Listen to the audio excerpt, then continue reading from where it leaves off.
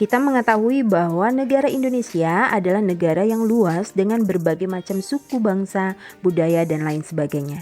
Tetapi kita disatukan dengan dasar negara yaitu Pancasila, serta lambang negara kita adalah burung Garuda.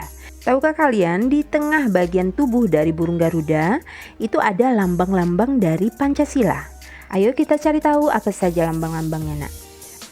Bintang dilambangkan untuk sila pertama, yaitu ketuhanan yang Maha Esa. Bintang sendiri artinya adalah cahaya rohani untuk setiap manusia.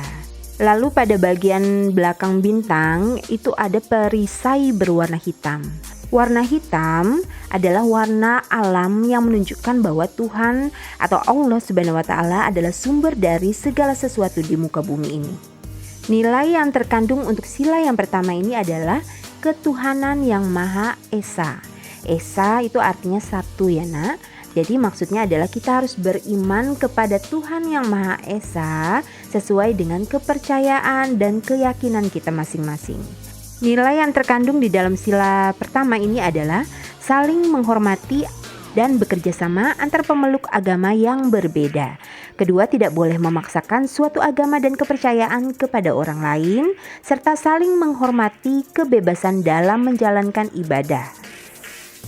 Lambang sila yang kedua adalah rantai.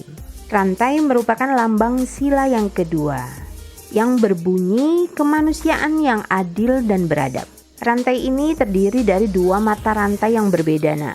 Ada yang kotak itu untuk melambangkan laki-laki dan yang berbentuk bundar itu untuk melambangkan perempuan.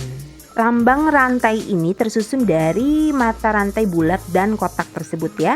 Itu menandakan hubungan manusia yang saling membantu antara perempuan dan laki-laki. Nilai yang terkandung untuk sila yang kedua ini adalah mengembangkan rasa saling mencintai sesama manusia, sikap tenggang rasa, lalu menjunjung tinggi nilai-nilai kemanusiaan, gemar melakukan kegiatan kemanusiaan, berani menegakkan kebenaran dan keadilan. Untuk lambang sila ketiga adalah pohon beringin. Kenapa pohon beringin menjadi lambang untuk sila yang ketiga? Karena pohon beringin memiliki akar yang kuat. Lalu akar yang kuatnya ini menandakan atau melambangkan dari penduduk Indonesia yang bermacam suku, bangsa, agama, ras, dan golongan ya. Tetapi tetap bersatu menjadi negara kesatuan yang punya banyak budaya.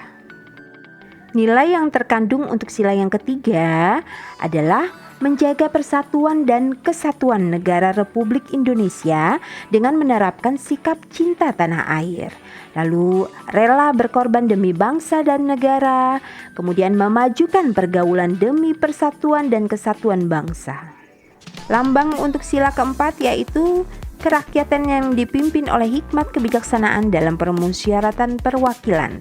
Ini dilambangkan dengan kepala banteng. Kenapa kepala banteng dijadikan lambang untuk sila yang keempat?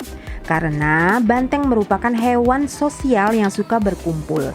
Ini menggambarkan saat musyawarah, orang-orang akan berkumpul untuk berunding. Nilai yang terkandung untuk sila yang keempat, yang pertama adalah mengutamakan musyawarah untuk mufakat dalam menyelesaikan suatu permasalahan bersama dengan diliputi oleh semangat kekeluargaan. Kedua, mengutamakan kepentingan umum di atas kepentingan pribadi dan golongan. Dan yang ketiga, tidak memaksakan kehendak kepada orang lain. Padi dan kapas merupakan lambang dari sila yang kelima, yaitu keadilan sosial bagi seluruh rakyat Indonesia. Dan mengapa padi dan kapas menjadi lambang untuk sila yang kelima? Karena padi dan kapas melambangkan pangan dan sandang yang menjadi kebutuhan pokok semua rakyat Indonesia. Kemudian nilai apa saja yang terkandung di dalam sila yang kelima? 1. Menghindari diri dari sifat pemborosan, menghindari bergaya hidup mewah, lalu menghindari perbuatan-perbuatan yang merugikan kepentingan umum, sikap adil terhadap sesama dengan cara menghormati hak orang lain, menolong serta menghargai orang lain. Nah anak-anak, itulah ya makna dan nilai dari Pancasila. Sekarang sudah paham ya? Selanjutnya, tahukah kamu meskipun terdiri atas 5 sila, namun Pancasila itu merupakan satu kesatuan yang utuh. Sikap atau perilaku kita sehari-hari itu bisa mencerminkan bukan cuma satu sila, nak, bisa lebih dari 2 sila ya. Nah, untuk lebih jelasnya kamu perhatikan contoh berikut. Saat seseorang memberikan bantuan kepada orang lain yang tertimpa musibah atau bencana, saat itu dia sudah melaksanakan pengamalan sila kedua. Serta perilaku tersebut juga menjaga persatuan, yang berarti juga pengamalan sila yang ketiga. Nah, anak-anak, maksudnya saat kita melakukan sebuah tindakan yang baik, itu tentu saja kita sudah melaksanakan bukan cuma satu sila saja, nak, bisa lebih dari 2 sila. Perilaku kita sehari-hari hendaknya mencerminkan sila-sila Pancasila, karena Pancasila merupakan pandangan hidup bangsa kita. Di dalam lingkungan rumah, sekolah, ataupun masyarakat sering ditemui permasalahan bersama. Dari permasalahan bersama tersebut diharapkan ada solusi atau jalan keluarnya. Nah, caranya bagaimana dengan pengambilan keputusan bersama yang hendaknya menerapkan nilai-nilai luhur Pancasila. Kemudian pengambilan keputusan bersama dilakukan dengan 3 cara, yaitu yang pertama adalah musyawarah, kedua voting, ataupun dengan cara aklamasi. Musyawarah adalah duduk bersama untuk berunding mencapai mufakat dengan mengutamakan kebersamaan. Mufakat itu sendiri adalah kebulatan pendapat dari seluruh peserta rapat, yang artinya adalah setuju, sependapat, dan seia sekata.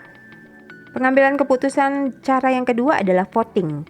Voting itu artinya pemungutan suara terbanyak. Lihat gambarnya, nah itu yang disebut dengan voting ya. Syarat dilaksanakan voting adalah 1. Musyawarah gagal dilakukan, terus waktunya terbatas, peserta mencapai quorum. Quorum itu adalah jumlah paling sedikit dari peserta yang harus hadir dalam musyawarah agar voting dapat dilakukan. Biasanya quorum sebesar 2/3 jumlah anggota.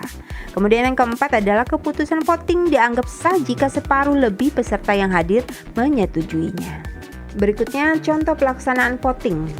Yang pertama adalah pemilu. Pemilu itu pemilihan umum, bisa untuk presiden, wakil presiden, anggota DPR, dan DPD. Kemudian pilkada. Pilkada itu adalah pemilihan kepala daerah. Lalu pilkades. Pilkades itu pemilihan kepala desa. Lalu pemilihan ketua dan pengurus kelas. Itulah beberapa contoh pelaksanaan voting. Aklamasi. Aklamasi adalah pernyataan setuju secara lisan dari seluruh anggota kelompok. Aklamasi dilakukan ketika musyawarah dan voting gagal dilakukan dan dibutuhkan waktu segera untuk membuat keputusan. Pengambilan keputusan itu kan melalui 3 cara, nah ya. Kalau musyawarah tidak didapatkan kata mufakat, maka dilaksanakanlah voting. Kalau voting juga tidak menghasilkan keputusan, maka dilaksanakan aklamasi. Bisa dipahami ya? Baiklah, Miss Epa akhiri untuk hari ini. Wassalamualaikum warahmatullahi wabarakatuh.